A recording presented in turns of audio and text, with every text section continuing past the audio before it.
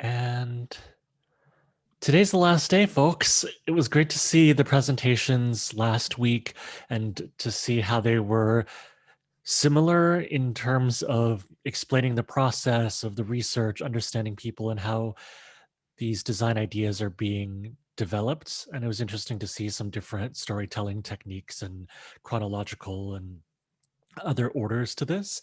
And so I look forward to the 4 presentations we have this week. And so our order is Team Dahlia, who are ready to go. Then we have the WAG Beats, then the Placemakers, and then Absurd Logic. And then that's the semester. And just a quick reminder that I posted the assignment for your individual reflections in NYU classes, so you should have that. But it's relatively short, but it's just a way for you to reflect as an individual in addition to these group projects, which we're seeing here. So thanks again. I'll turn it over to Team Dahlia then. I actually had a quick question before we started. Yeah. It said on the syllabus that we needed to give you documentation as well of our projects. What would that include? Just Oh, you can just send this deck that you presented. It's and then like any bibliography that you had or anything like that, that might not be like something you actually put on the actual slide, but is part of your research process. all right, no problem. Okay, Cool. thanks. Great. I'll begin. All right. Any other questions? And today we'll be presenting our product called Lexi. So I'll quickly go over to structure for today's presentation. We'll be first discussing our process, then what we came up with, and then some feedback and reflection we got on our product. And now Boris will begin by talking about our process. So our process began with a discussion around neurodiversity and individuals who are working from home in our current COVID-influenced times. We discussed research with articles, TED Talks, and asking questions of each other. It became clear that conducting interviews with people who are working in the field and those who have neurodiversity would be crucial. After the initial conversations, with some further research, we understood that we would need to interview a broad range of people who are able to be able to get a good sense of what is neurodiversity and how it affects people and how they navigate working from home. We prepared for interviews by creating a list of questions that touched upon neurodiversity, how it is expressed by our interviewee, and perspectives on the demands to function in today's environments. Lastly, at this stage, we examined the effects COVID had on people working from home, conflicting demands, and specifically on neurodiverse individuals. Here we go. This slide presents the 3 groups of individuals we interviewed. And you can see the little shields on its, the top shields are the practitioners, the neurodiverse individuals, and a mix of neurodiverse individuals and practitioners. You can see the different colors. So I'm just going to follow my prompts here. We interviewed to learn more about the challenges. Interviewing a wide range of people proved to be a way for us to deepen our understanding of the issue. We interviewed practitioners, neurodiverse individuals, and those working with neurodiverse individuals. We spoke, and I'm going to go from left to right when I'm going to be mentioning these individuals. We spoke with Jacob Cohen, who facilitates a group for neurodiverse individuals at NYU Moses Center. We spoke to Janelle Alexander, who is a neurodiverse venture capitalist. And as I'm going through this, my later teammates are going to go into more depth on the results of these interviews. We spoke to Diane Delaney, who is a global program manager and is a part of a work group on neurodiversity at IBM. We spoke to Tom Epstein, who is a special education teacher in Rhode Island.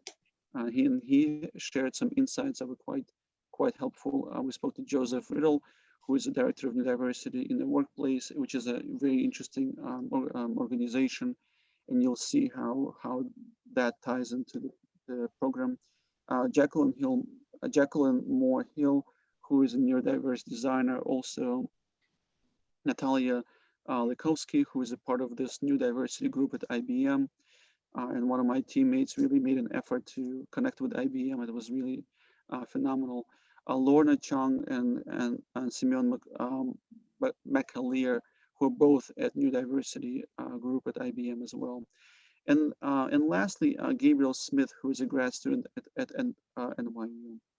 I would like to highlight just sort of the three people that Tom Epstein, who is a special education teacher, he really talked about the need for structure. And the second interview was the group from IBM, who really talked about sensory overload and the need for simplicity, and how individuals with neurodiversity sometimes think longer to get back to what they were doing than after being distracted. Lastly, our conversation from Janelle Alexandra, who is the venture capitalist, talked about her wanting to have a virtual assistant, and sort of the challenges of switching from work in and out of work mode. And I'm passing the baton to Margaret for the next part. Sorry, thank you, Boris. So from the insight that we gained from our initial interviews, as Boris said, three themes stood out to us. And these themes were transparency, structure, and an assistant, if you will, like a need for a virtual assistant. So when we talked to, for example, when we talked to Tom Epstein, the special education teacher, he expressed looking for a way to minimize some of the negative ripple effect on his students, on their routine that's been caused by the pandemic. He was looking for a way to implement transparency and structure in his students' daily lives to ease the anxiety that they were feeling from the current situation. With our other interview, Janelle Alexander, who is neurodiverse, she expressed a desire to view her neurodiversity as a superpower. She wanted to feel comfortable with herself and to find effective ways, effective tools that would help her navigate her life. She was very wary of productivity apps because she thought that they just add a level of complexity to her life. The game that Janelle wanted to have was to have a form of a virtual assistant that would help her navigate her days, and then also ease anxiety. And the pain that she was solving for was to simply streamline her life in an integrated manner.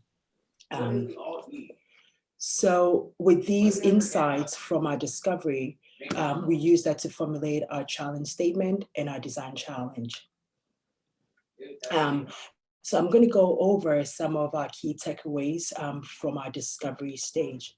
Our interviewers expressed a strong preference and association for the list that I'm going to go over. They expressed a desire for a tech-enabled human solution. They also believe that productivity apps are a myth, that psychotherapy is beneficial to them for the wellness and for the wellness support that it provides for them. They also expressed that working and keeping track and focusing on both their personal and their professional obligations was difficult. They also expressed that neurodiversity can be and is an asset to companies if it's harnessed properly, because of the unique thinking and diverse problem-solving approaches that's associated with neurodiversity. And also, they also all expressed that structure was particularly important. Our interview shared the uncertainty that they were experiencing with this period, and that COVID and working from home has brought them disruptions to their socialization in this time. So I'm going to turn this over to Ken, who's going to talk to us about our ideation process. Margaret, so let me explain why we chose ADHD. So neurodiversity is such a broad topic. It refers to the variation in the human brain regarding sociability, learning, mood, and other mental functions. So in order to create an effective tool, we decided to narrow down our focus topic to ADHD, which stands for Attention Deficit Hyperactivity Disorder. The reason we chose ADHD is because there are about 4.4% of the population in the US is diagnosed with ADHD. So estimated 8 or 9 million adults in the US is living with ADHD. But only half of them were able to hold on a full-time job compared to 72% of the neurotypical adults. So we decided to focus on working adult with ADHD and address some of the issues they are dealing with. Later in the process of this project, we discovered that most of our interviewees were diagnosed with ADHD, so it all worked out great. So in ADHD, there are two types. You can say three types as well, because first, the inattentive type, second, the hyperactive impulsive type, or a combination of both, which is the third one. So absent-mindedness, forgetfulness, anger outbursts, short attention span, poor organization of skills, and inability to focus are a few of the many symptoms that people with ADHD deal with in their daily life. So a working adult with ADHD has a hard time getting organized, starting, following through, and completing a task, prioritizing important tasks, and last but not least, getting to work on time. So from our interviews and research, we have learned that having a structure during the day by planning ahead puts daily life of ADHD patients at ease, and keeping things clear and short to the point goes a long way. Taking advantage of advanced technology can also be a helpful coping strategy. Although one of our interviewees mentioned their doubts about productivity apps because of the confusing user designs, they are not necessarily bad. If done right, tech can be your friend in your daily routine. So when we designed our product, we coordinated some general characteristics of ADHD and insight from our interviews. And Lexi is what we came up with. Next, Danielle will talk more about Lexi.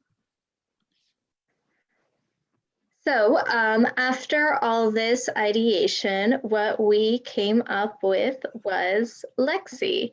If anyone gets our reference, Lexi is a reference to a kind of redesigned version of Alexa. Lexi is a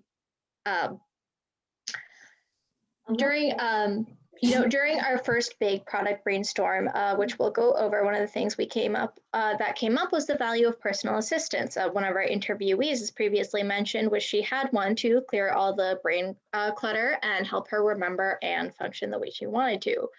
There are a lot of digital assistants and productivity apps, and smart assistants like Siri or Alexa or Google Assistant to handle this type of thing. However, Google Assistant, Siri, and Alexa are incredibly feature-packed and can get overwhelming. And this overwhelm and distraction can result in crippling executive function for folks with ADHD as opposed to aiding it. So we thought of Lexi, personal digital assistants, but simplified in a way that is specifically tailored to folks who have ADHD. Once we had an idea, we had to figure out what exactly Lexi does and why.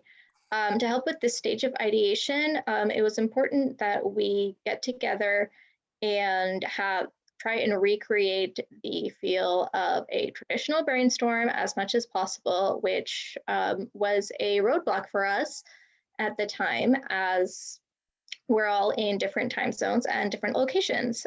So for this stage in our ideation, we used a whiteboard platform, Miro, which has come up in class a couple times. And we were able to virtually do a little Post-it note brainstorming and collaboration. This slide may be a little tough to see, but that Post-it note wall in the corner is how we thought of and cored down Lexi's functions. Each of us thought of a single function that Lexi, and at this stage, we didn't know what it would look like or what kind of product it would be, but we wanted to make sure we knew exactly what our smart assistant did. So we each thought of a function and we each had to defend it to the rest of the group and ask ourselves, why did we choose this function and how does it actually help our target audience, adults who are dealing with ADHD in their daily lives. And then after we thought of those functions, we used the rest of the Post-its down the line to discuss each function, each idea, and its utility. And we scheduled on a couple core functions that we'll go over in a little bit that support ADHD symptoms such as time blindness, focus, memory, and advanced planning. Thank you, Tanya, for explaining our ideation process. To go more into the details of Lexi, I will be laying out the reasons behind some of the physical design choices shown in our Miro board. And the physical design choices are like the clock in the middle, And a little bit on the left, there's post-it notes that say some of the functions and some of the physical design choices that we decided to make on it. Firstly, we wanted the user to have the ability to change the alarm from audible to visual stimuli. This is because we wanted to consider the range of users and allow users to choose how they will be alarmed or reminded of a task. We believe that utilizing multi-sensory aspects to our product will make it more adaptable and engaging. Next, there's a speaker to play out certain sounds and to announce upcoming events. Following that, the mic is there if users want to input events into their Google Calendar by talking into our device. For instance, if a user's on a phone call, they can activate Lexi and create a Google Calendar event right away.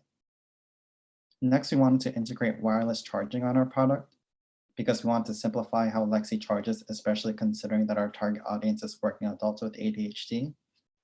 We as a group decided that a cube shape would be ideal for the clock because it is a very simple shape and users will not focus on it.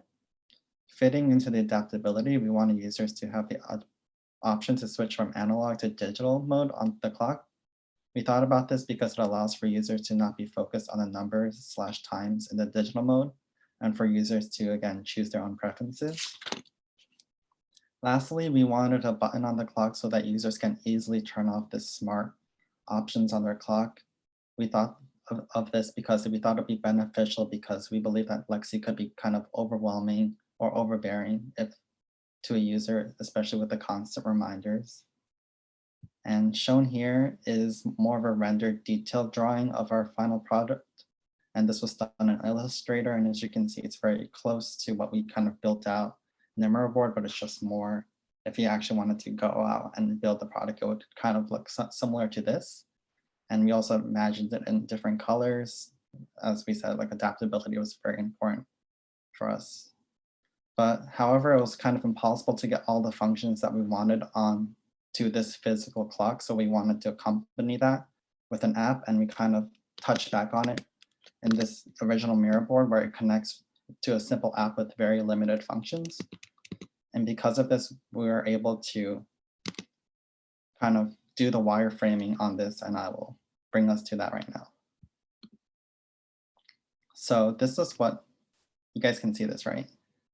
Yeah, so this is what the login page would look like. You would have to just log in with Google because we didn't want to have another thing where people with ADHD have to remember another password. So it would just be signed in with Google, and it also has to sync with Google Calendar anyway. So you would have to have a Google account. And then after you log in, it would bring you to this landing page. And this landing page has 6 different things on it. And it has a mental health check-in. So you would put in like, how are you doing today? How are you feeling today? And you would say something like tired. And then this input would just be into your Google Calendar. So you would be able to easily track your mood. And then it would kind of fade away. And then this is what the landing page would look like without the check-in. And then if you click on the sync calendar button, it will just open a pop-up that says allow Lexi to open Google Calendar and access phone settings and sync the calendar to the actual clock. And then the next thing is the prioritize task function. And that would bring you to this page, and it would show you the task big straight up like this. And then if you click the check mark, that means you've done it, and then it would fade away. Or if you want to prioritize the task, which is the main point of this, you would press the star, and then Lexi will remind you every 30 minutes that you need to do this task until you click check. And we kind of figured that it would be difficult to go through all of the tasks. So there is a view all function where you could prioritize or check if you've done that task. And this, if you click on this Lexi home button, it would bring you back to this landing page over here. And then another thing that we wanted to bring out is this preset. So we kind of also thought about if people with ADHD would kind of have a hard time filling out their Google Calendar. And so we have 2 different options for preset, which is preset schedules and preset sounds. So the preset schedules, I just put in some sample examples of morning routine, nighttime routine, eating times, and exercise and hobbies. So if you click on, for instance, eating times, it would bring you to this page, and it would bring up prompts like the days of the week that you usually eat at the certain time, when do you usually eat, when do you usually eat lunch, when do you usually eat dinner, and it would create automatic Google Calendar events. And when completed, it would look something similar to this. And then that would populate into your Google Calendar and remind you of when you have to do the certain things. And then over here, if you go back to the sounds, we just wanted to include certain sounds because we thought that that would help people with ADHD perhaps focus or calm down. And it would just have some very simple music things like this because we don't want it to be essentially like Alexa or Spotify. It would just have these certain preset sounds on there. And then when you click the home button, you go back, and then there's just a quick settings page that brings you to like if your time zone, changing the volume. If you want to activate that lights function, you can, or just log out. And then lastly, we have this community app. Since we were all kind of thinking of building for connection, this was kind of an important part for us to include in part of this app. But we didn't want to like overdo it with a community aspect and let people with ADHD just really dive in there. So we decided to do just one event a week, and we a weekly Zoom Sunday at 9. It will only work at 8:50 p.m. for security purposes and also have a password. And it would be something like an example, like a trivia night. And yeah, so this is our wireframing of the Lexi app. Cool. Again. All right. Thank you very much. Oh, we're not done yet. Oh, sorry.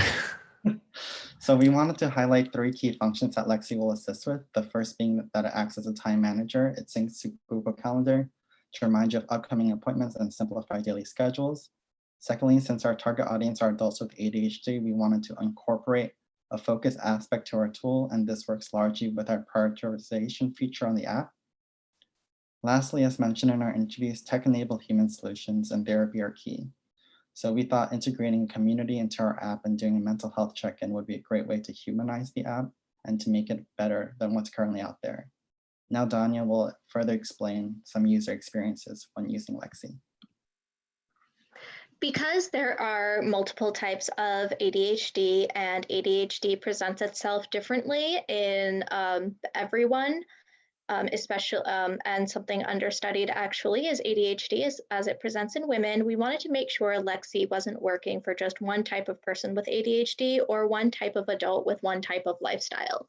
So we did some thinking about, 3 different user stories that we came up with and thought, how would they use Lexi? User 1, 19-year-old college student, works part-time and presents predominantly hyperactive ADHD. So this type of person would struggle with deadlines, with knowing when to be at work versus when to be at school, losing paper homework, time blocking, things like that. And Lexi can help this user focus. Lexi can help this user plan things in advance and time block. So studying and homework can be taken out of, be knocked out. As well as focusing on, college-specific coursework that often involves very long readings that can be incredibly difficult for someone with hyperactive ADHD specifically because they have a constant need to, really move and fidget and zoom their brain around.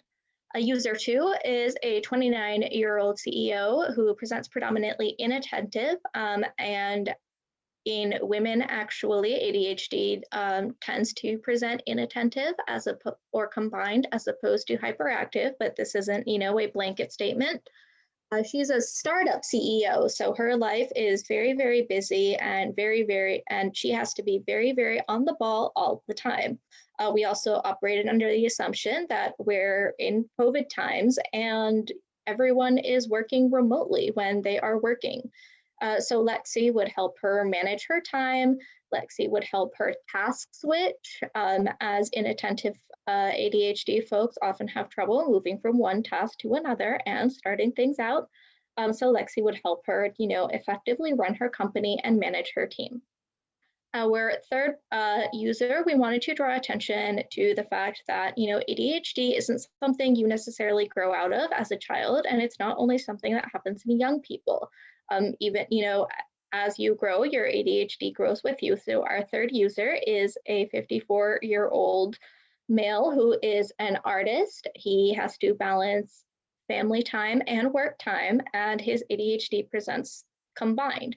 Lexi will help him, keep track of, the things he needs to do to submit to galleries, as any high profile art clients are very much sticklers about deadlines, and these things depend.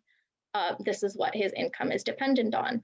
He also wants to make sure he doesn't get in the trap of hyperfocus, which is a symptom of ADHD that can happen in inattentive types or combined types, as opposed to hyperactivity, where you just kind of stop and do one thing for hours and hours and hours, forget to eat, forget to, listen to your body's cues or spend time with family. And he wants to make sure hyperfocus or hyperactivity don't take away from his family time. So these are the three stories we came up with to kind of check against, to make sure what we were doing with Lexi worked for more than just one type of person. One more slide left.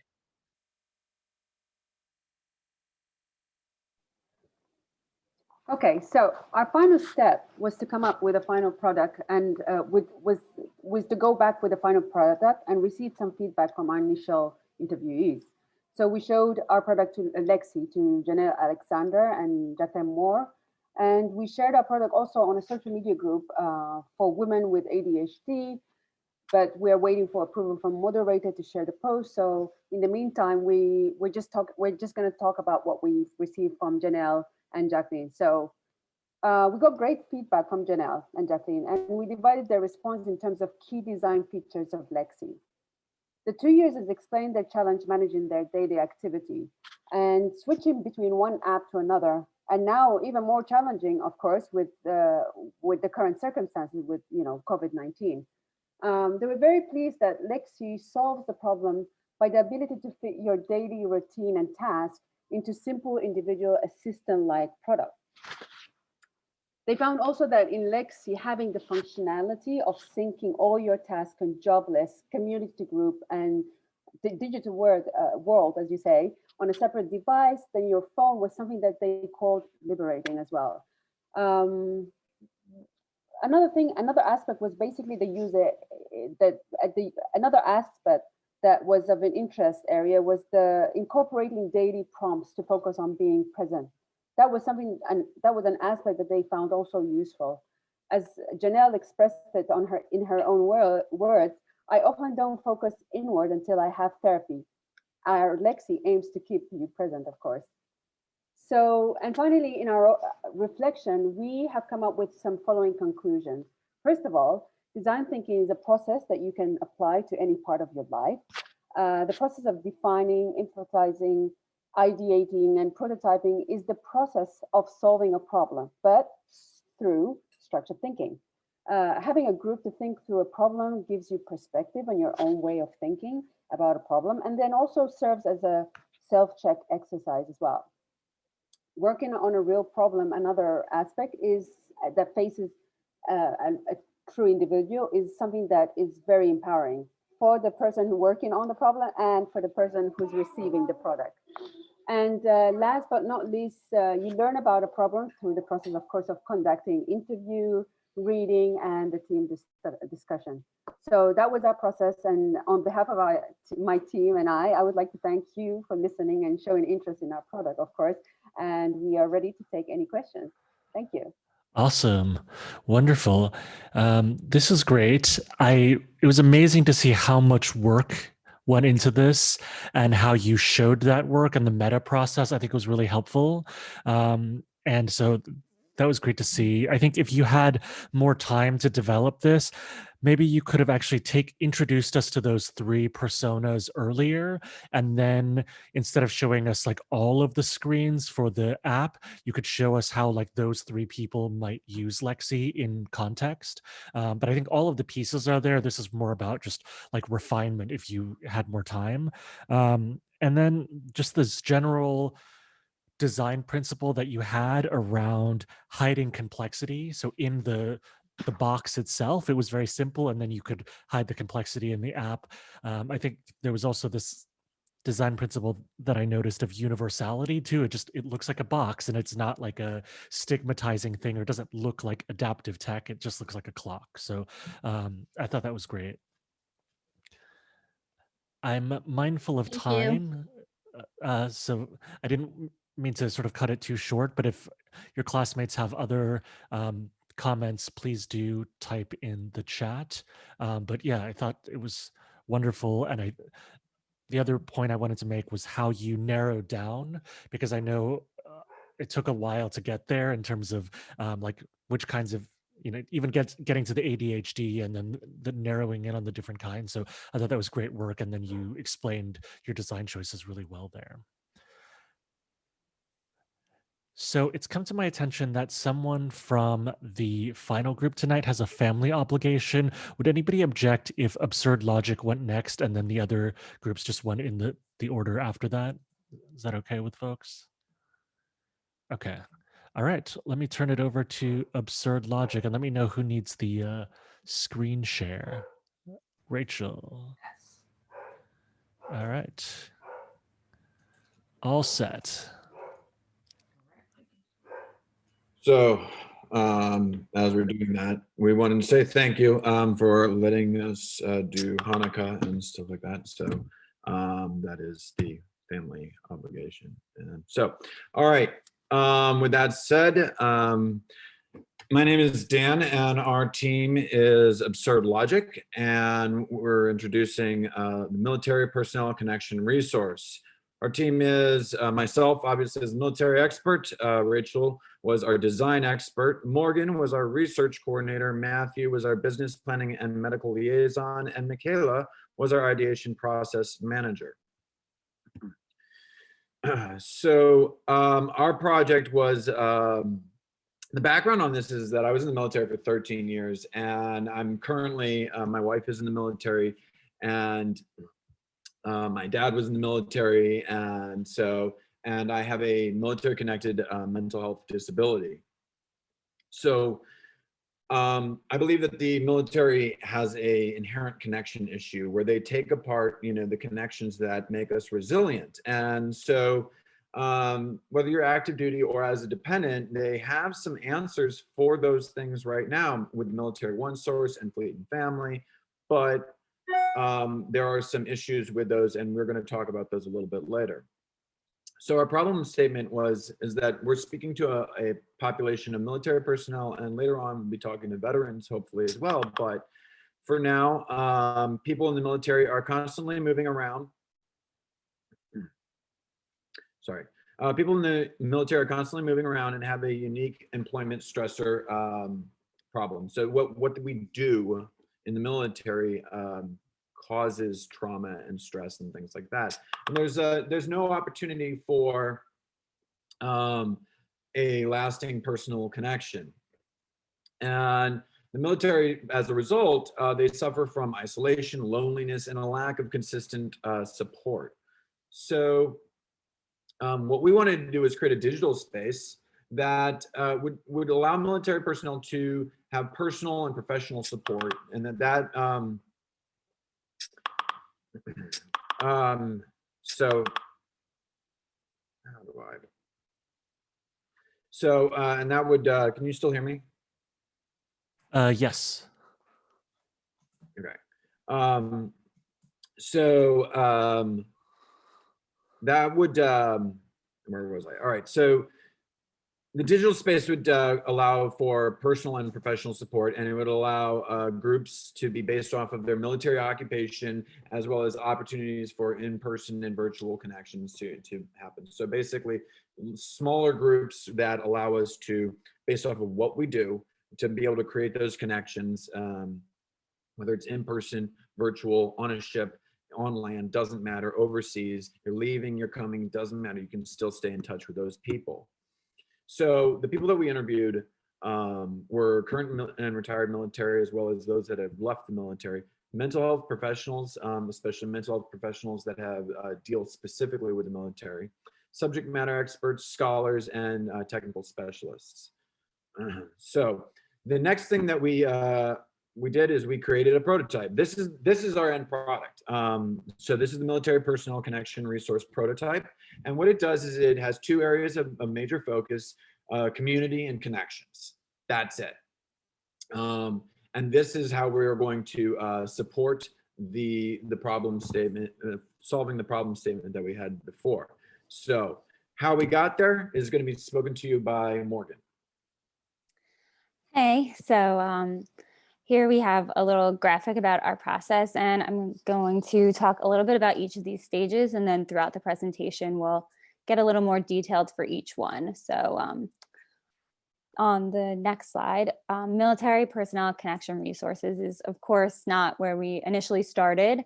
We knew we wanted to focus our project on connecting people in the military, and we learned a lot about what's needed in that space from our group expert, Dan, but we wanted to hear more from other people associated with the military. So that's when we began conducting our interviews, as you could see in stage one. And we interviewed all different people, such as active duty, veterans, military chaplains, social workers, psychologists, and more.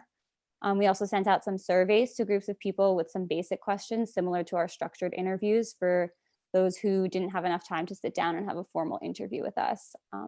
And so we were looking to find out what our interviews thought was lacking in order to maintain a connected community feeling within the military. And for some of our interviewees, like active duty military, it may not have felt appropriate for them to answer really direct questions about that. So part of our design thinking process was that we had to restructure some of our questions and ask them in a way that made them feel comfortable to open up.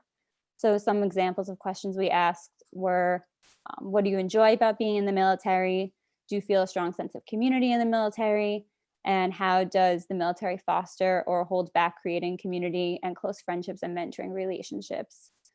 So we took away a lot of really interesting results from those interviews and incorporated what everyone had to say into our design thinking process and ultimately into our final prototype. And the next stage on this same slide was our literature review, where we read scholarly articles and articles written by military personnel, and we looked into what else is already out there in terms of resources for the military, which we'll get into a little later as well. And then on the next slide, we have stage 3. So this is where we dove a little deeper into Military OneSource, which is a resource that's currently available to military personnel. And we used some design thinking tools such as the Scamper tool, which Michaela will discuss later in the presentation, to try and create a more effective version that would hopefully be more widely used. And the fourth stage mentioned here is how we transitioned from Military Personnel Resource Portal, or MPRP, to Military Personnel Connection Resources. After getting some feedback from the class and from some of our interviewees, we realized our initial idea was a bit too broad. So we figured out from our research as well as our interviews what we thought were the most important issues we needed to focus on, which, like Dan said, were connection and community. And we created a new prototype that honed in on those areas specifically. So Michaela will discuss a little more about our interviewees. We wanted to take a second, hey everyone, and we wanted to take a second and zoom in on the interviewees, because it was really important to us that we didn't just conduct interviews, but we were really intentional with the people we picked.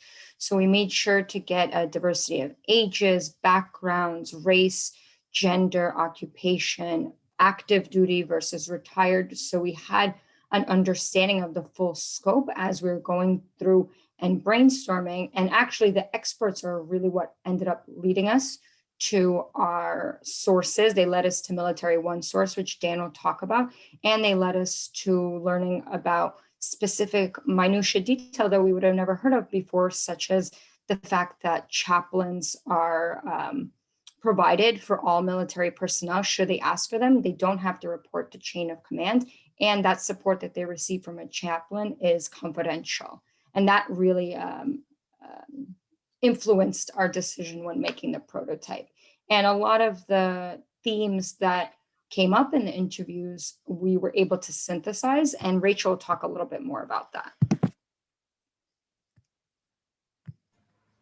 So we divided the transcripts from our interviews and the surveys into two groups: the mental health and spiritual health providers and current and former military personnel, and ran them through like a word cloud app generator, and which showed the words that appeared the most So you can see that there are similar themes between them. The mental and spiritual health providers are on the left and the current and former military personnel are on the right.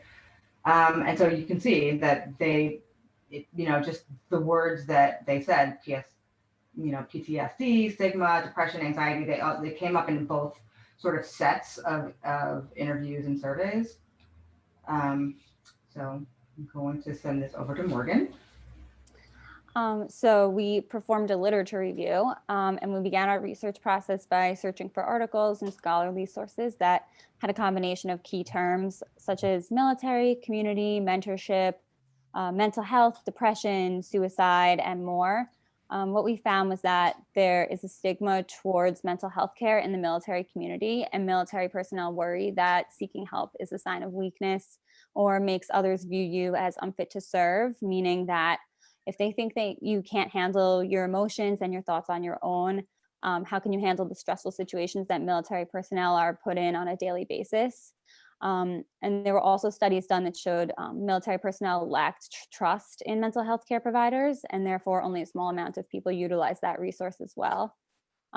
We learned that lack of social support is a major predictor of suffering from mental health issues such as PTSD.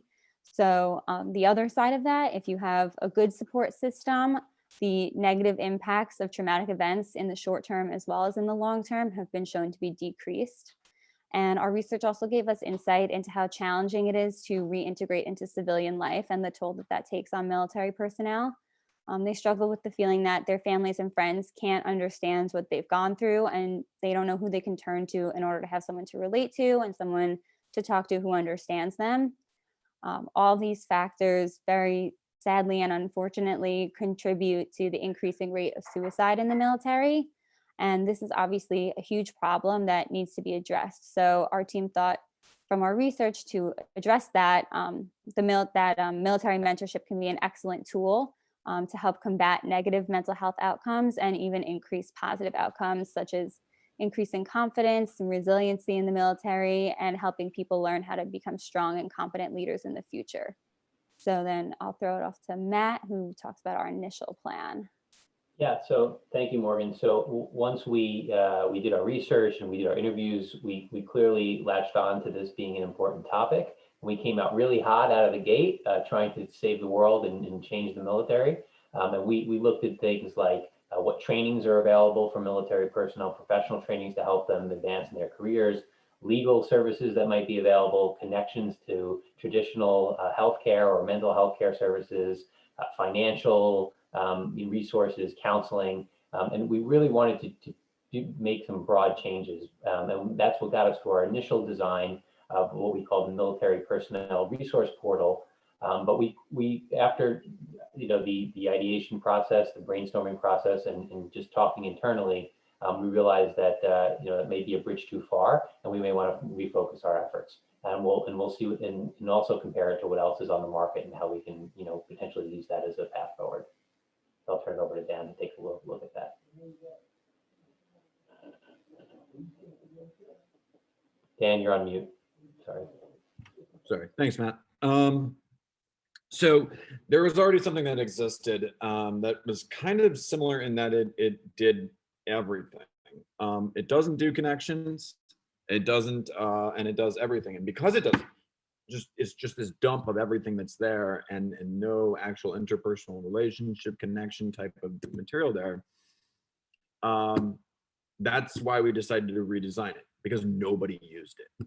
So I'm going to hand it over to, and that was Military OneSource. That's what was what's already there. So I'm going to hand it over to Michaela, and she's going to talk about how we went through the ideation process on that. Thanks, Dan. So Matt and Dan are right. We totally had these interviews, did this research, decided to come up with something way too ambitious, got feedback from the class that it was way too ambitious, went back to the drawing board, back to the interviews, started analyzing what they were talking about, found Military OneSource, went back to Dan to figure out why Military OneSource wasn't being used, and then had a full 180 in our group. We called an emergency meeting and said, there's something out there already. Let's talk about how we can play around with what's already out there and not reinvent the wheel, but improve it.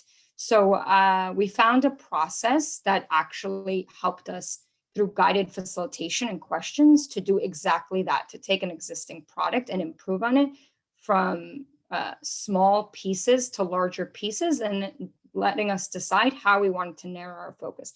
As you guys can all see on the slides, that there were 7 questions that we used as our big guiding questions, but each one of these sections actually had 10 to 15 questions, and we sat together on a group. And on our next slide, we came up with the Scamper process in order to go through this. And I'm going to go through each one of the acronyms to show you how we got to the prototype that we're at now. So for the first one, substitute, we started thinking, well, what can we get rid of that is the reason that military OneSource doesn't work? Half the reason Dan and other interviewees told us that they don't want to use it is because that it's sponsored by the military, and that was a very big deterrent for people. In the next portion, we started thinking about what are other features that are out there that exist in the world that can be combined with military OneSource to strengthen it. For example, True North groups, which are lifelong mentorship groups, and Rachel will talk a little bit more about that later as it plays a key role in our final prototype, was one of the ideas that we thought we could add. When we're talking about ADAPT, what are some other programs or features that existed out there in the world that could help us? So location sharing services for meetups. You know, the first thing that came to mind was Tinder and being able to match with people who are nearby. And that really helped us think about, well, is location important for this prototype? On the next one, modify, we started thinking about how can we just pull out one piece? What's one piece of military OneSource that really works? And we started thinking about creating identity-based groups, so based on their occupation or people of color or family members of service people or people who have a military disability and so on and so forth. And the last couple, put to another use, we started, I want to come back to what I mentioned earlier about the chaplains. That became a key feature in our programs. And we started thinking, how can chaplains be incorporated into our program? Well, a lot of times, for example, in the Navy, chaplains go through on-deck ministry, where they literally walk around the deck of the ship to provide ministry to anyone who needs support. And they come up to people and they check in with everyone. But not every Navy ship is able to have a chaplain on board. And so what ends up happening is if someone needs one and there's no chaplain on board, they have to wait until a chaplain is flown in. We thought, well, what if we can incorporate chaplains into this digital space, and now they can have this digital space to have a one-on-one connection and provide immediate support for someone. In the eliminate section, we started thinking about what didn't work in military OneSource that we didn't want to keep. So just like Matt mentioned, we went too ambitious. Let's take out the housing, let's take out vocational, let's take out financial, and let's hone in on what every single one of our mental health professionals said, which is the best way to beat PTSD is to provide peer support groups, which is how we focused on mentorship. And the last piece, the reverse or rearrange, we really focused on the aesthetics. What could make this more user-friendly? Could we make it more person-focused instead of just being an information dump? And all of these pieces of Scamper kind of brought together to make this beautiful picture that Rachel is now going to show you the first version of. So the first version of this portal, this is what it looked like. It actually was like a functional website with drop downs with like for community and mentorship and health and learning and legal resources. And I have a little video here that we're going to skip through because we don't need that.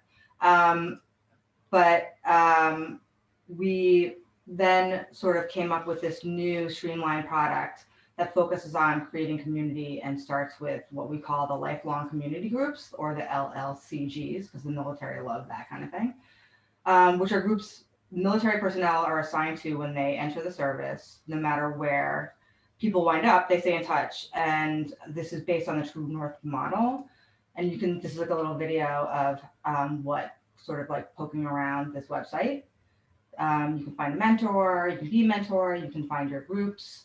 And so True North groups are small, intimate groups of peers who talk openly about their personal and professional issues in confidential settings. Many True North groups have been together for decades. And so we based those groups, that core group, on the True Norths. And we thought it was really important to have suicide prevention information here.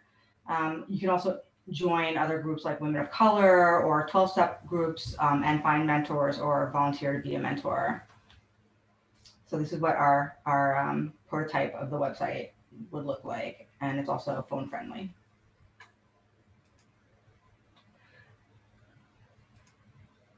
And I'm going to hand this over to Matt.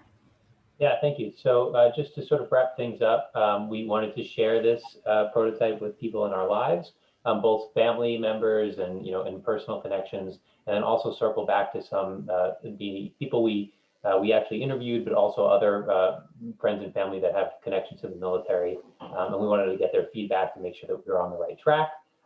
So some people noticed that it builds off one source, but takes it a step further and actually makes those connections, which is exactly what we were looking for. And then obviously there's a lot more work that we can do with regards to turning it into a mobile app and further developing that out. But really we wanted to make sure that we were targeting mentorship specifically and focusing all our efforts on those connections, which was lacking in some of the other products that are out there.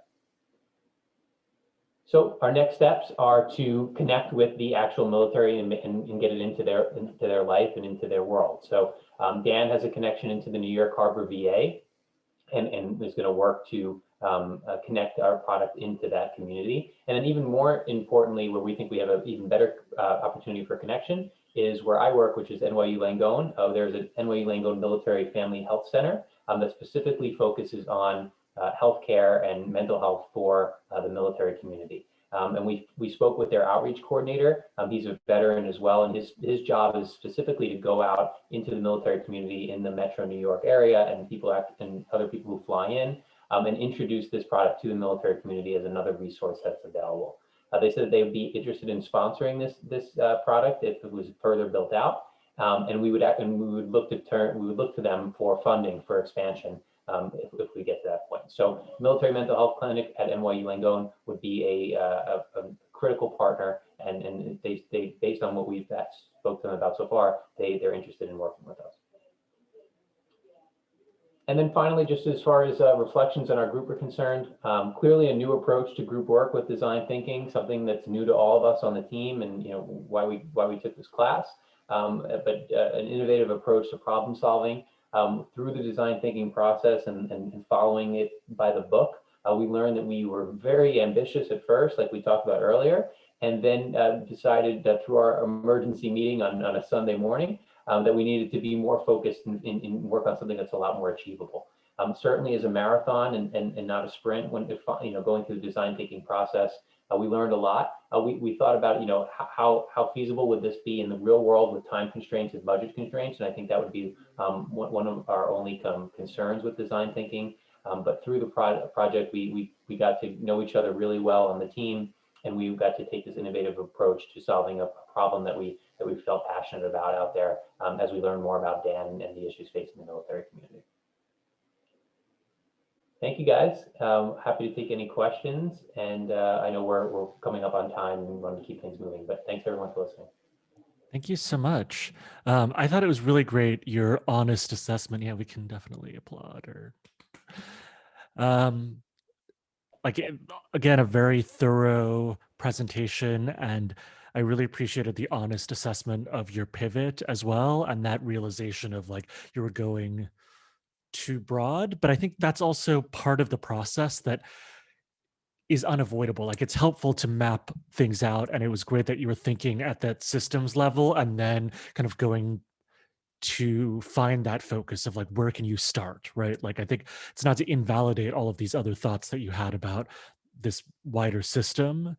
And then I thought another thing that was really interesting was the way that you managed this tension and these trade-offs between something that's kind of speaks the language of the military and would be acceptable, but also being different enough to be new, right? So even things like your color palette for your final prototype, like just didn't look like a government or a military thing, right? It looked like more of a community thing, but you still use like their language in terms of like acronyms and things like that that are common. So like managing that balance, I thought was an interesting part of your process to see how that evolved in your choices that you made, even in these small details of like the graphic design and your choice of wording and things like that. So that's my main feedback. And then I also think it's super exciting that you have folks who are excited about supporting this if you want to take it further. So that's, always goes above and beyond the boundaries of the class in cool ways, if that's what members of your team want to keep doing. So great job. Thank you. We appreciate it. We appreciate everybody's time and again for allowing us to go a little bit out of turn there. But if are we allowed to take questions or are we moving on? Why don't we take one question if Okay. If there is one. No, please do. So if you have any questions, go ahead.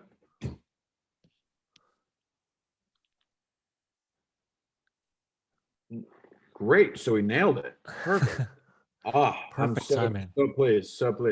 And we spent like, so I'll just say this, is we spent like, I don't know, at least an hour or 2 hours just talking about the acronym of the name and how the acronym came out of a name. And so that was one name. So we worked on a lot of different things that was like, how do we make it not military, but military friendly? So yeah, I think those details matter a lot once you're at that stage in design. And this is also a great example of like casting a wide net and then narrowing down. And, if this were a real world project, you'd probably be doing this several times, or this.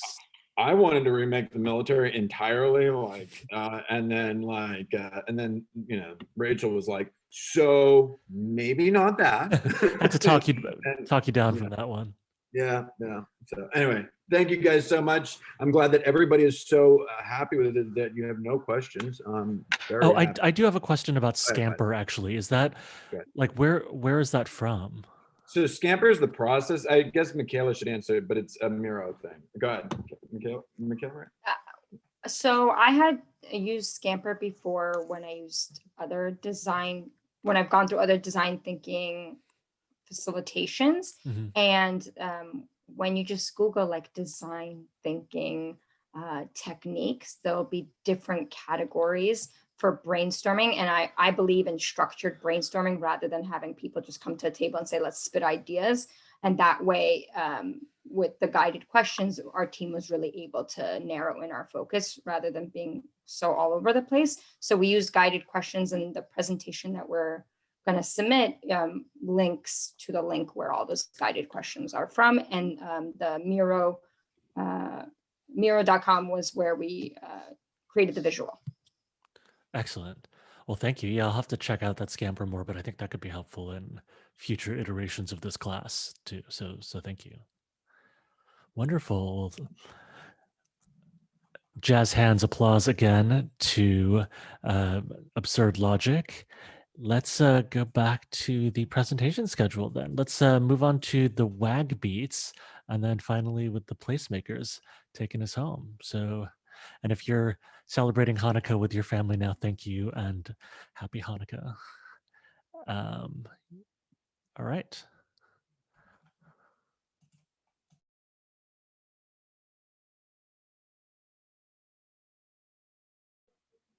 Hi, everyone. Can you hear me? Perfect. All right. Good evening. Good evening, everyone. We are the WAG Beats, and we are super excited to share with you all what we have thought through for the last few months. Here we have a logo of what our final prototype, the branding for that prototype. And so through this design thinking process, we are offering expertise in design thinking consultancy.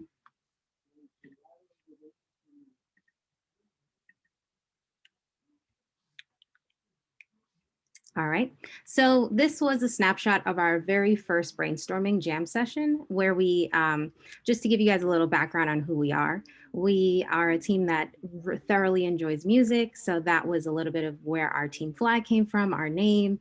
And just in that same week is when we began discussing all of the potential community issues and designs that we were very passionate about. All right, so it's time for a class poll, just a little mini brain break to get you guys pumped up for what we have in store. So have you ever waited for the doctor in a similar setting and experienced feelings of discomfort or anxiousness due to the room layout? So if you can look to your right, you'll see this is just a typical doctor's office. And we're just trying to gauge to see what the class feels when they step into places like these, especially when they're about to receive medical attention. All right, so it looks like we have a pretty larger percentage in the yes column. So that is pretty much what we expected. All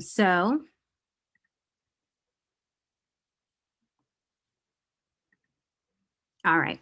So next up, we're going to have our teammate Lou, who will be discussing about our research and exploration. Thank you, Kim.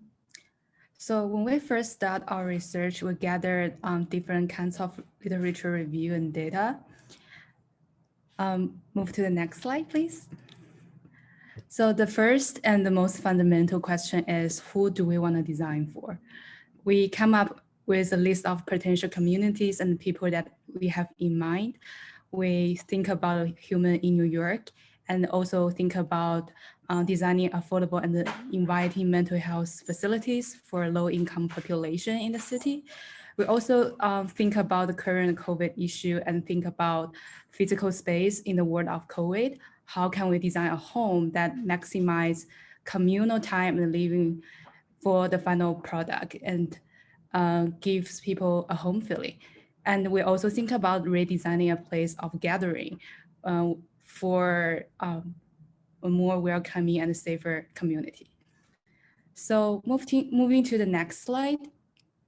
We start our research by doing a series of literature review, mainly focused on 3 areas. The first one is primary care environment. The second one is architecture and space. And the third one is mental health according to the environment. So actually those 3 areas overlapping with each other. And in the end, we found there are a lot of connections, and our prototype actually just based on all those 3 aspects. So in the research, we found 3 major findings. First, we found research exists in designing the primary care environment can possibly offering some parallels that could apply to mental health care facilities.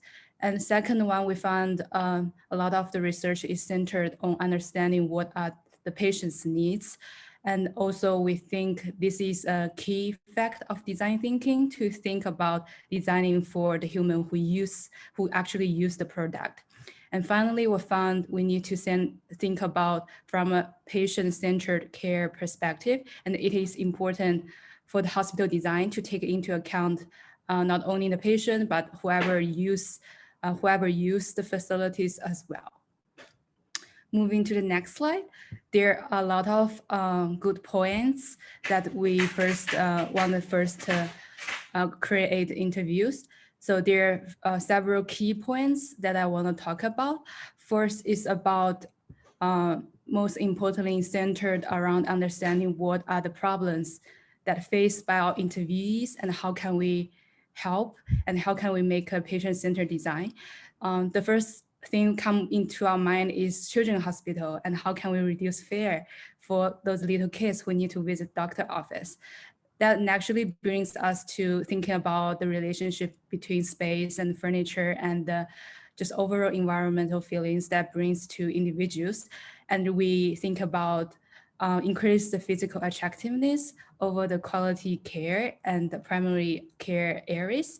Eventually, we came into this idea of waiting room experiences that we wanna discuss more about what are some of the facts that affect people's feeling where they're waiting to see the doctor. So we conduct our interview in 3 categories. First is, of course, patients come to the first, and then because of we are thinking a lot of space issues, we interviewed architect as well. And finally, we want to ask some questions about the hospital administrator. Moving on to the next slide, we interviewed 8 interviewees in total, and here are some of the spotlight figures that we want to talk about. From the left to the right, first one is Haley. She is a social worker. And the second one is Julian. He is a designer. So he answered a lot of questions about the space design and how can we associate with human feelings. And finally, Mrs. Mao, she is a hospital administrator. So she has been able to answer a lot of questions from the hospital point of view. When it comes to the actual questions, the first patient interview questions has a lot of things to do with the overall experience that individual have in mind. So we talk about what are some of the experiences they had in the past, how do they feel? Do they feel any kinds of anxiety, fear, and can they recall any kinds of bad experiences in any kinds of waiting rooms? And we also have these COVID specific questions about how can we make them feel safer waiting in the hospital area during this pandemic, and what is the ideal health facility should be look like. When we come to the architecture questions, it's more about feelings and how it should be look like. What are some of the general experiences the designers had for healthcare? How do they want to create this sense of safe and comfortable feelings? And what do they have in mind when comes to a specific design, combine the practical use to the sense of beauty?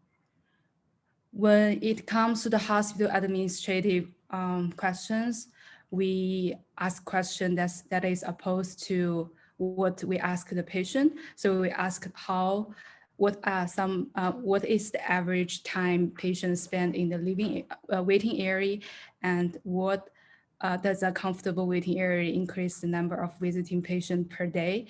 What are some of the incentives for them to upgrading the general hospital environment? Does that increase any of the annual revenue in a way? Above are some of the questions that we designed specifically for our prototype. And actually in the end, we found there's a lot of association that come from the research to help us get the final product. And I will pass the next stage to our colleague, Eric. Hey everyone, so I'll be talking about what we extrapolated from the interviews and how that led to us distilling our first attempt at a problem statement. Next slide. So, right, we're thinking about designing for connection. So naturally we had to define what does a successful connection look like to our interviewees. And these were some of the common themes that we saw in these questions. And some of these are pretty self-explanatory, right? Of course, people are going to feel more connected and more engaged and more comfortable in spaces where there's protocols, safety protocols, meaningful patient-provider interactions, and timely patient-provider interactions. But some other things also really stood out to us. A lot of folks really stressed that the space they wanted the space to look a certain way. They wanted it to look inviting and warm and clean. And a few other folks also mentioned about patient amenities. So some of these could include, food and beverage, very small things, but also range up to forms of entertainment, things that distract you, right, from what you're doing, seeing the doctor. Next slide, please. So we went back to our research too to try to see if there was some weight behind this, and the research does support this. And one of the quotes that stood out from this, the personal interaction between patients and physicians, provider continuity, and the general cleanliness and appearance of the facility stand out as high priorities. Next slide, please. And another thing that we also wanted to point out is in the third point, and access to positive distractions and the lack of exposure to negative distractions. Really a common thing we started to see was that our environment and what is in that environment can really determine the stress levels and the anxiety levels of the patients receiving care. Next slide, please. And so then if we define what connection looks like, we also had to take time to explore what are those things that could get in the way of connection. And so again, some of these are pretty self-explanatory, right? COVID protocols, as much as they are here to keep us safe and healthy, they do prevent natural human connection at times, from the masks to the social distancing. All these factors were things that at some point our interviewees had mentioned that this was preventing and getting in the way of a connected interpersonal experience when receiving care. Next slide. So as we started to narrow in and hone in on what is the question we're going to be trying to design, we noticed these three tensions and realized that any sort of design intervention or prototype has to be able to balance these things. We have to be able to, first and foremost, consider how we're going to factor in the very necessary health and safety protocols. We also want to be able to promote human connection and interaction, given that's the whole point of this. But also doing that, we need to consider what is the healthcare provider able to provide, what are the resources that they have available in terms of like staffing and finances and resources. And so the interplay of these tensions led us to design our first problem statement. So for example, we met Carmen Olivo, a mother of two and a healthcare patient. She needs a way to safely connect interpersonally with healthcare providers and receiving care during COVID-19. And it would be awesome if she had a way to do this safely, timely, and in a pleasant environment that promotes wellness. So I'll pass this off to Taylor and she'll start explaining how we sort of pulled out some stuff from this statement.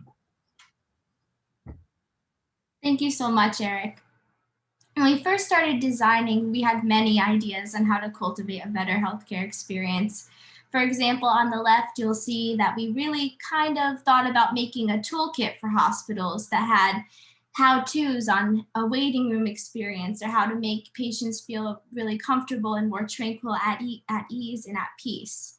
Second, we had thought about doing indoor garden or greenery that can make people feel like they're outside when they're inside to promote less anxiety. And on the right, we even thought to do a care basket that you could subscribe to and get monthly with vitamins, self-care products that when discussed with your provider, you thought would work for you. Next slide, please. I know, another jam session. Just goes to show how many options we truly discussed, and there were no bad ideas. We really brainstormed and threw out everything we could possibly think of. Next slide, please. Next, we'll get more into our prototyping. When it finally came down to our final design idea or prototype, we knew from all our branches of research that healthcare and how we design healthcare in today's world needed to be innovative. It needed to be welcoming, needed to be accessible, and we wanted to design something that could increase connection, especially at a time where people feel more separated than ever. Next slide, please. When it finally came down to our final design, we thought about doing wellness on wheels. Next, please. Rather than craft a handbook or try to infiltrate hospitals and doctors' offices, we thought to create a bus that would be designed with the ultimate waiting experience in mind. This bus would be for New York City residents, especially appealing to lower income communities. It would be fully accessible, inviting, and personally welcoming.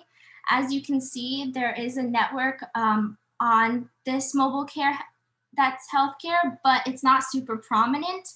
This is what the trucks and buses currently look like that are found in some cities. Next, please. When it comes to our exterior design, we wanted to take elements that are found in nature, such as wood or from tiny homes, to make it feel more personal and not so much like a bus, which it would be. Next, please. This is the inside of the mobile care clinics, which, as you can tell, don't look too different from the photo that was shown to you when you took the class poll. Next, please. The interior we wanted to craft resembles more of, from this mood board, elements of nature discussed in literature, such as light colors, a lot of natural light and greenery. Next, please. This model that we chose to use, different than the ones that are currently on the road, is a lot larger. It is a Mercedes Citaro. This bus model allows for COVID protocols to be followed closely. Passengers would enter through the front and leave out the back entrance. With protocols in act, 4 doctors and 4 patients would be allowed on board all at once while wearing their masks, of course. Next, please. While I'm not good in design or Photoshop, I wanted to show you a more realistic look on what Wellness on Wheels would look like. Next, please. We specialize in primary care for 18-year-olds and up. We will do wellness exams and physicals, as well as screenings for diabetes, cholesterol, and blood pressure. In addition, we will also offer reviews on medication and medication education. And with that, our finalized problem statement was to design the mobile clinic and enhance the waiting room experience to promote interpersonal connection and patient wellness. And I will hand it off to Kim for the next steps. Thank you, Taylor. And so finally, we'll take our Wellness Mobile to the next level. After receiving much great needed feedback from all of you in the class, as well as all of our interviewees, we realized that we needed to really zone in on how we can potentially have our Wellness Mobile travel, not just in one necessary neighborhood, but across all of New York City boroughs. So we decided, why not travel to all 5 New York City boroughs offering primary care services. We would rotate monthly to each borough and in hopes of visiting several neighborhoods in those boroughs. And we would also hope that our bus is solar powered as opposed to diesel generated. And some of the other future plans we would have is we would have a hotline for patients who would like to find us again. We know that connectivity is one of the biggest problems during COVID. So we want to make sure that folks are able to find us throughout the boroughs. We would definitely be improving on our branding, definitely depending on whether or not we would be adopted by the private sector, the public sector, or nonprofit. And some of the ways we would measure performance through short-term indicators would be patient per borough over time, how many we're receiving, satisfaction through partners, patients, and staff. And some of the long-term indicators would be if we were able to replicate, right? If we were able to move across boroughs, more than one van, and possibly another state like New Jersey. And here are some of the potential partners we thought would be very exciting to partner with: yoga instructors, social workers, therapists, nutritionists, and school counselors. And so, like I mentioned earlier, we didn't really narrow down on which sector would adopt us, but we thought about what we would look like in all 3 sectors. And one that stood out the most was the public sector, possibly being adopted by an already run state hospital or clinic as their mobile branch. And we, again, want to thank all of our classmates, the professor. We had such an enjoyable experience in this process, and we are the WAGBeats. So if you have any questions for us, we're glad to answer them. Great. Thank you so much, WAGBeats. And I typed it in the chat already, but I really liked your branding schemes and how you showed up as a team with your matching backgrounds. But I think there's something to that, and then how it complemented like things like the color palettes and some of these other design choices you did in your presentation made it feel very not hospital-y. Like it didn't feel like it was hospital branding or medical. It felt more like wellness and yeah, and general health rather than like clinical, which I thought worked to help us understand a little bit more about that feeling and that vibe, even if you're still working on like the specific design details of what it is that you're building out. And I know Taylor, I think it was Taylor, you did the sort of disclaimer on your Photoshop skills, but in some ways, like I liked the simplicity of like the wood cutout and like the grass. Like it worked like almost like a mood board kind of collage, even if that's not like literally the bus. It sort of gave us a feeling of like the kind of vibe with like, yeah, again, the wood and the grass and the things that you don't typically associate with hospital. So I thought that worked well, and it sort of complemented what you found in your research in a good way. I'm curious about where you see this fitting in, and maybe I just missed this. Is the bus meant to go to places where like there aren't convenient clinics nearby, like in a neighborhood that's underserved, or is it more like an alternative to the ones that are already existing in brick and mortar spaces? Definitely meant to be in areas where they're not accessible, so where there's not wellness clinics nearby. And that way people wouldn't feel like they have to go to the hospital to see a primary care doctor or just a stop-in clinic.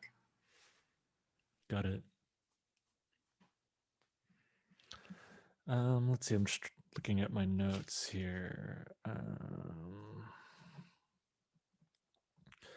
Yeah, I also really appreciated the way that you presented like the different parts of your research, like how you had like the quotes from your secondary research and things like that, where you wove it together. You could see like the different techniques you used. Like there was the more like the Pinterest type techniques of gathering mood board stuff to the like academic research to the interviews and things like that. So the way that you like literally had puzzle pieces helped us understand like why you had these different approaches and how they showed you different parts of this system, which I thought was really interesting.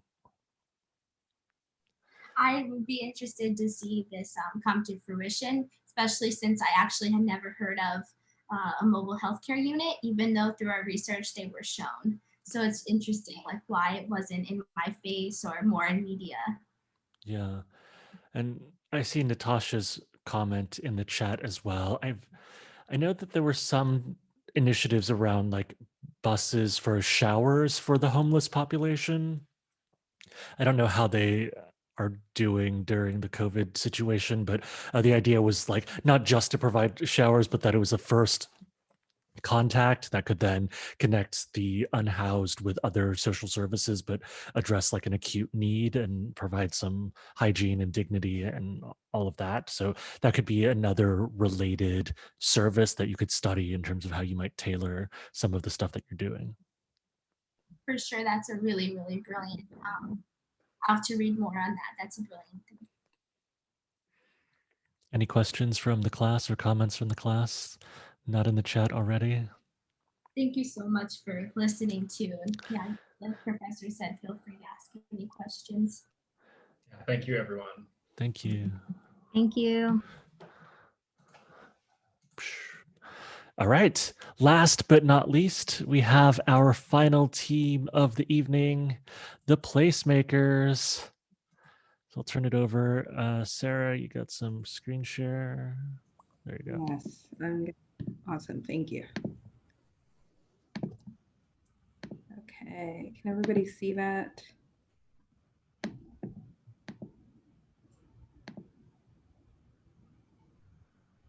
Just making sure. Can everyone see it?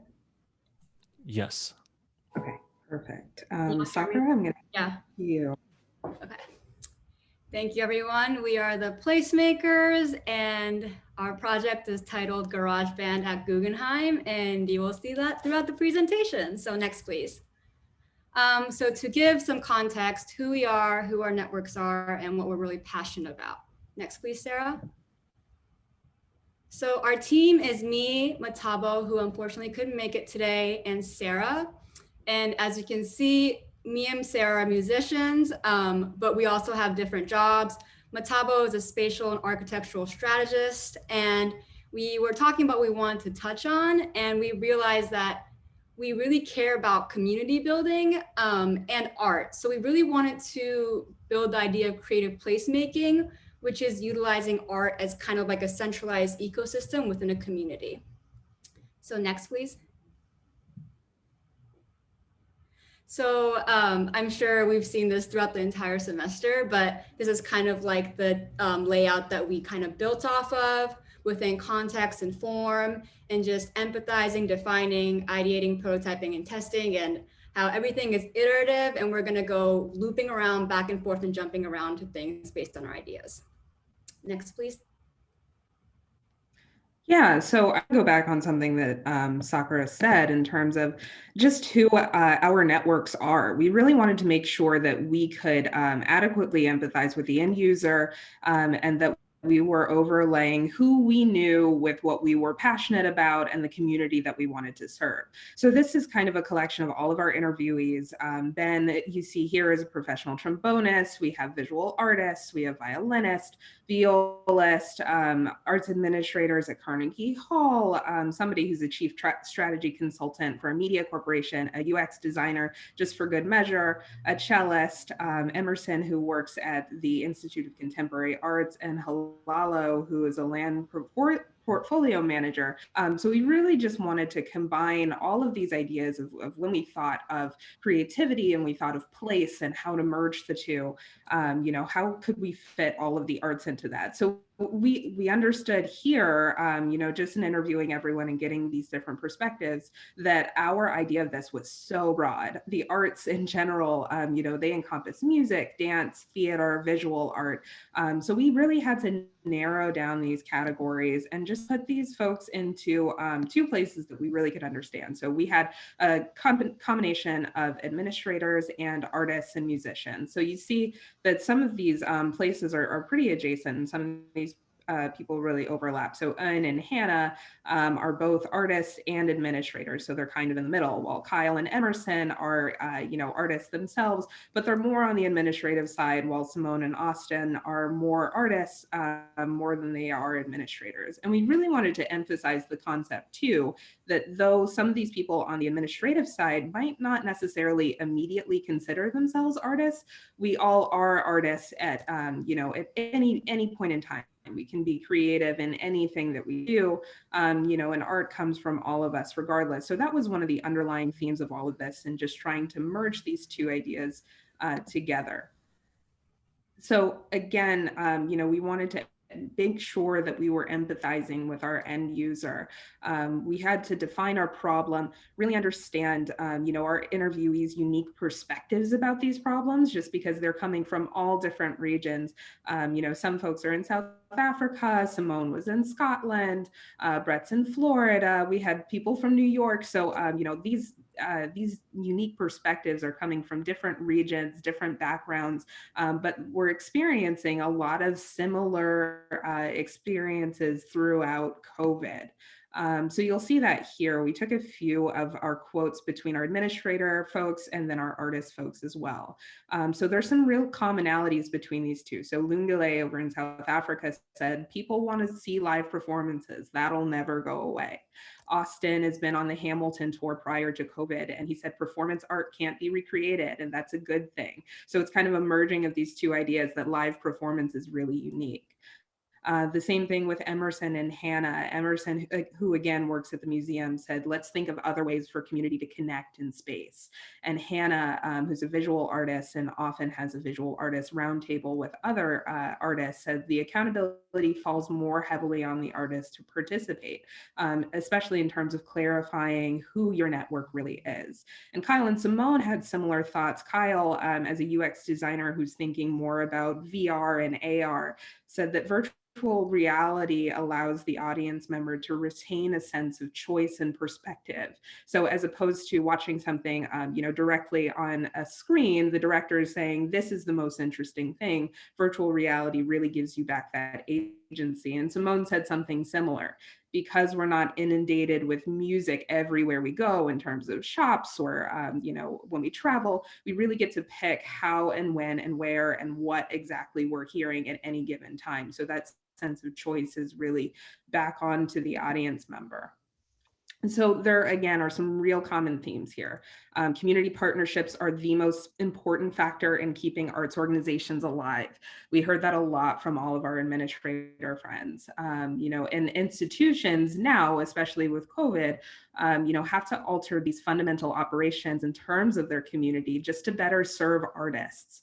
And the artist said some similar things. Art is an expression of and redefines self-perception in general. So the way that we're thinking of ourselves now is really redefined through art. And then again, thinking about this isolating experience of just kind of being in quarantine, it kind of dims the creative energy. So that community is really necessary for creative energy. Here, the unique relationship between artists and audience that's formed in live performance kind of brings together these two main points where we really got, you know, we really started our brainstorming and started to broaden our idea of what this would look like. Art suffers when community suffers, and live performance is an essential artistic experience.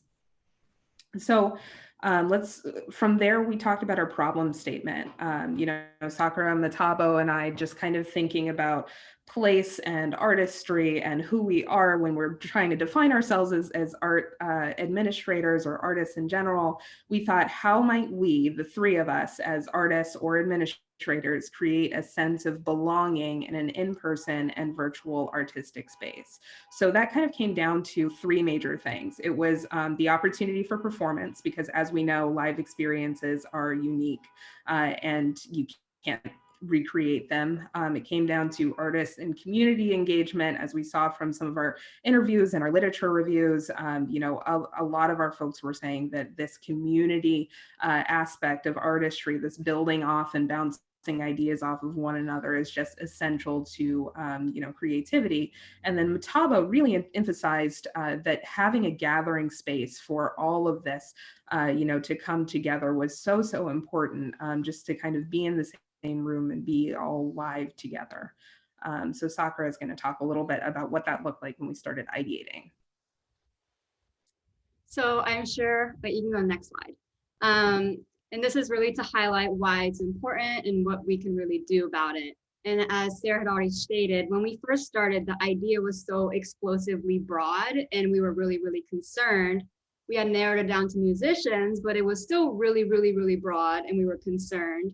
And then we had this fantastic opportunity of talking to museum administrators and musicians, and we kind of started realizing that there was kind of a gap.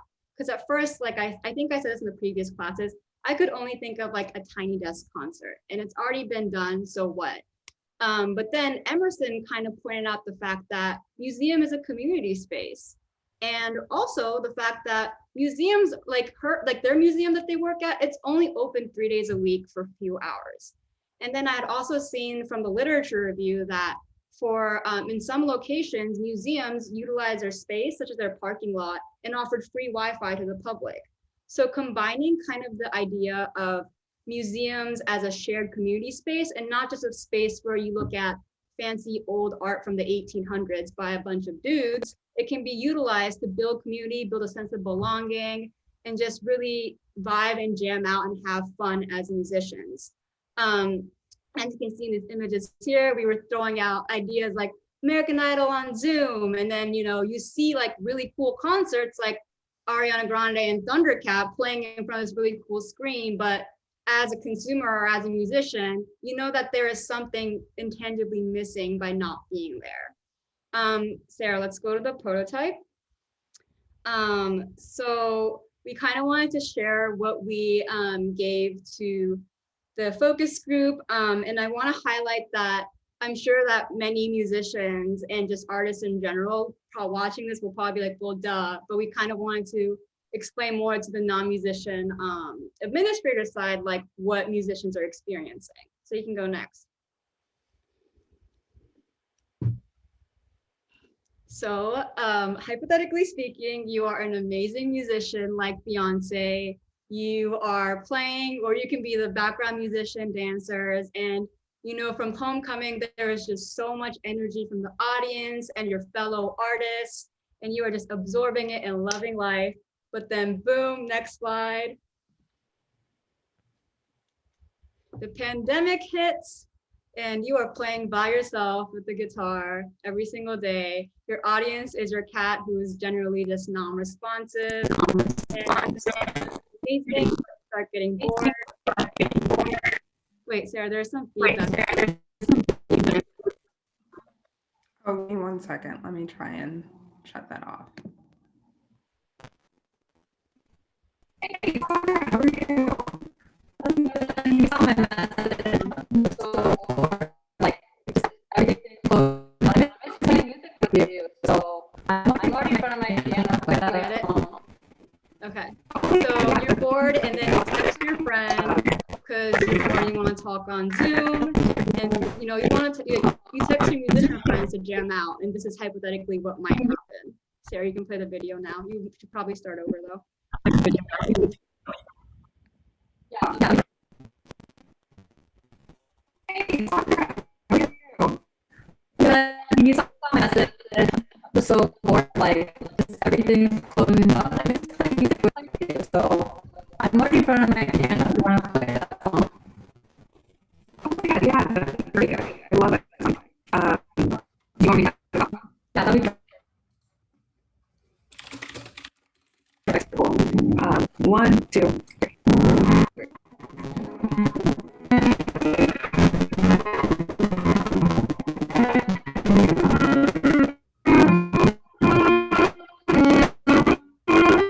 Wait, Sarah, stop sharing. Let me do it on my screen. Yeah, you sound great, but like, it's just like you play, it's like kind of hard to do everything. Yeah, it's just all the like motion. It does sound like sort of outer space. My apartment or anywhere, so it makes sense for us to use. Yeah, I don't know what we're gonna do. Yeah, I don't know. I wish there was sort of like space or something where we could be in to get music. Wait, hold on. We might be able to. What happened? Like, I'll do an Instagram, but we might be able to work together. Oh my god, I'm so excited. Yeah, of course, I got you.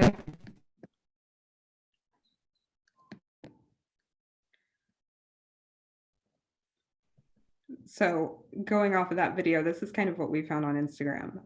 You know, we are thinking again about GarageBand at the Guggenheim, and you know, we were thinking in terms of what you just saw as, you know, 2 musicians trying to get together. There's no public space. You know, how can we get together and play some music that really works? So we thought of GarageBand at the Guggenheim as a space, a communal performance space for musicians to get together, to perform socially distanced, that would have all of the amenities that musicians need in terms of just playing with one another, having instruments with one another, and also promoting musicians through a live stream where an audience can actively interact. So you see some of this like Mystery Show Tonight, which could be a Guggenheim sponsored artist, and then having a musician as the opening act. So for testing, we thought, you know, what is the best way that people are going to access that? So we saw that Instagram is definitely, you know, one of the formats where we explore and experience a lot of new information at once, a lot of ads for new information. So we wanted to take our Instagram straight to our website. So let me make sure, can everybody see this website here? Yeah, I can see it. I can see it. Okay, perfect. So again, GarageBand at the Guggenheim is really for musicians who want to sign up, you know, to be a part of something. It's kind of like a musicians meet, you know, sort of a place where, give me 1 second as it loads.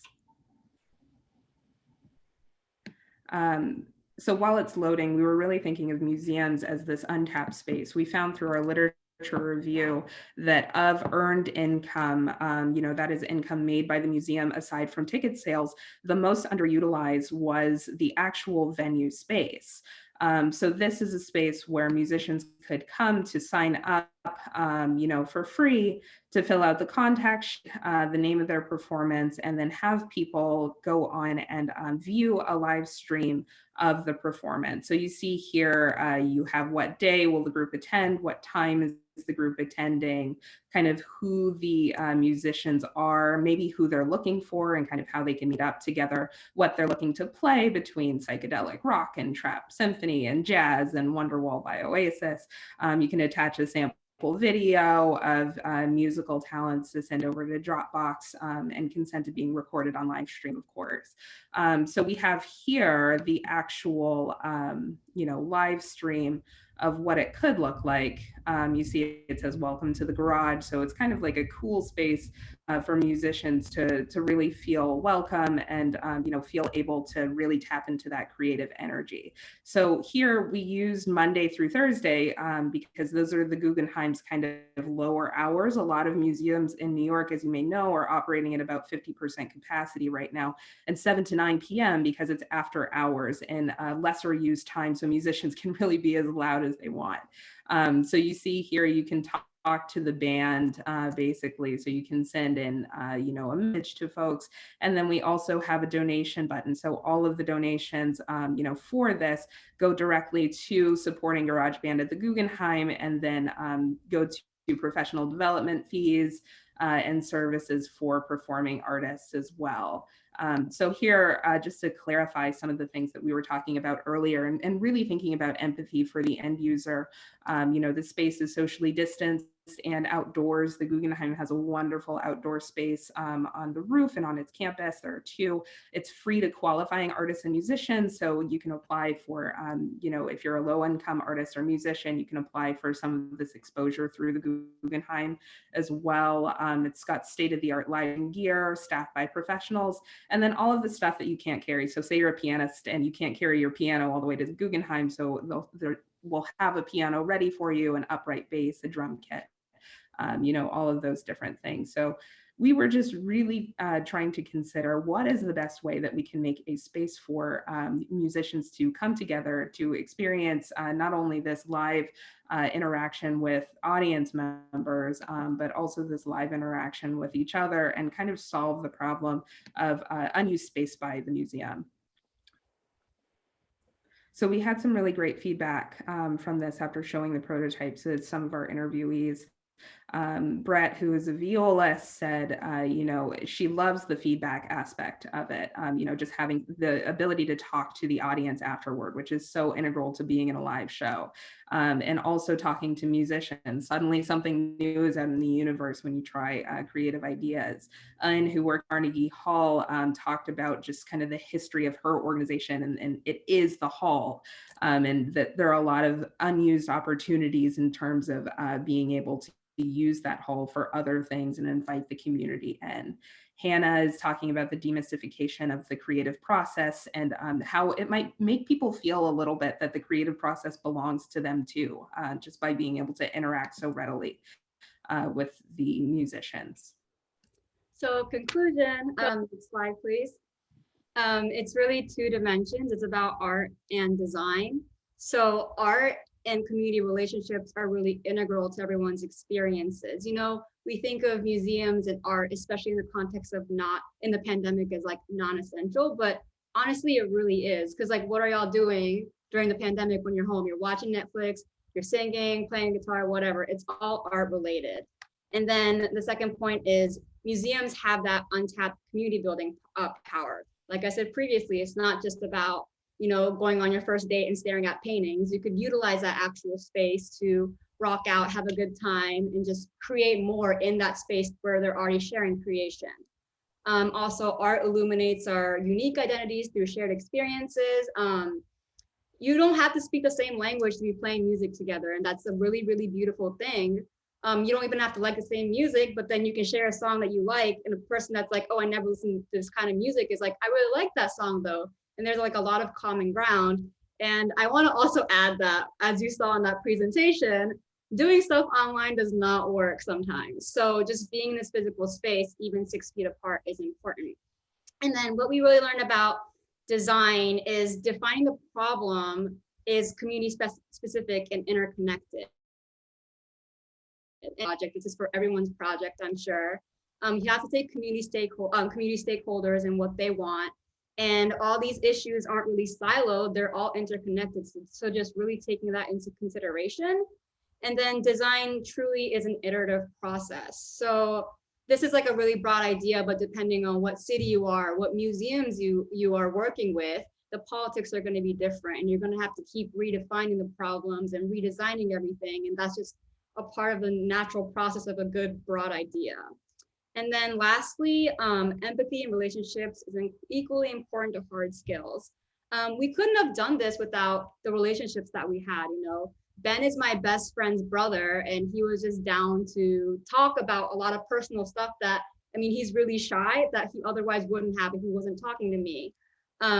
You know, Sarah and Mataba were really able to build on their network and talk to people, and just having that relationship and like these people allowing us to like receive their insight is really just as important as our ability to manage and present this project. Yeah. And then finally, oh, sorry, Sarah, do you want to go? Oh, no, go right ahead. Oh, sorry. And this is just the beginning / end of the project. Like I said, it's iterative, so we're going to come right back to that. And if we really want to implement it, we're obviously going to have to empathize again, define again, test again, ideate again, and prototype again. And then the last slide, I want to give credit to all the bands that were photographed in there and our friends who are musicians that were in there. So please check them out. Thank you. Awesome. Thank you so much. I'm going to keep this brief since we're a little over time, but applause and thanks for staying to support your classmates here. I thought it was beautifully presented, and just these little details. I think somebody pointed out like how you had that little lightning bolt in different permutations and iterations. And I think the photographs made everything seem really real and vivid for us, which I thought was super helpful the way you used those.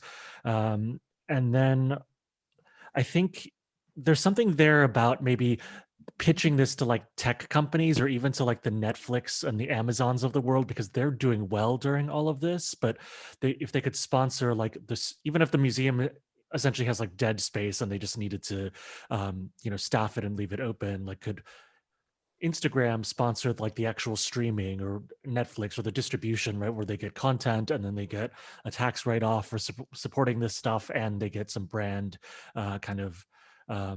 visibility or whatever this might be, right? So that's kind of my build on this idea of how you've really focused on this relationship between the museums and the communities and the musicians, but thinking about like who might fund this. Like look at the tech companies that are doing well during the pandemic, quite frankly, right? And thinking about how to work that relationship. That's kind of where my brain is going with this, but really well done. And just in general to all the groups, again, thank you for staying a few extra minutes, and thank you for being on this journey with me, this learning journey with me this semester and with each other. I think all of these presentations today and last week kind of have proven the points and summarized the main points of the class. I won't belabor them, just to say that the structure of the class started out pretty theoretically at the beginning of the semester and conceptually, but that to really learn this and internalize this, you have to apply it to projects, which you have all done. And it seems like you've all internalized this and applied this. So my hope for you is to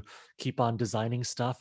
I think a lot of these projects have legs if you do want to keep working on them as teams, but hopefully you can just also bring this into your work and your other classes if you're still in school. And yeah, hope to keep in touch. I'm very easy to find online or on LinkedIn if you want to connect there.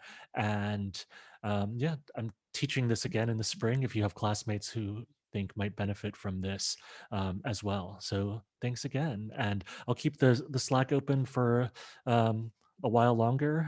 So I'll still be available there. And yeah, look forward to your personal reflections as well. If you need till Monday to do them, that's fine. Tomorrow's my birthday. I'm going to take a long weekend, so I'm not going to read them till Monday anyway. But yes. Any final thoughts before we say goodbye to Zoom time together? Thank you, everyone. I know I'm turning 40, so it is like the weirdest 40th kind of anticlimactic kind of thing, but yeah. Thank you, everyone. I appreciate it. All right, bye. I'll see you on classes and on Slack for any last minute things, and I look forward to your reflections. So have a great rest of the semester with your other classes. Good luck if you're not done with those yet. Thank Bye, you. everyone. Thank Good you. night. Take Thank care. you.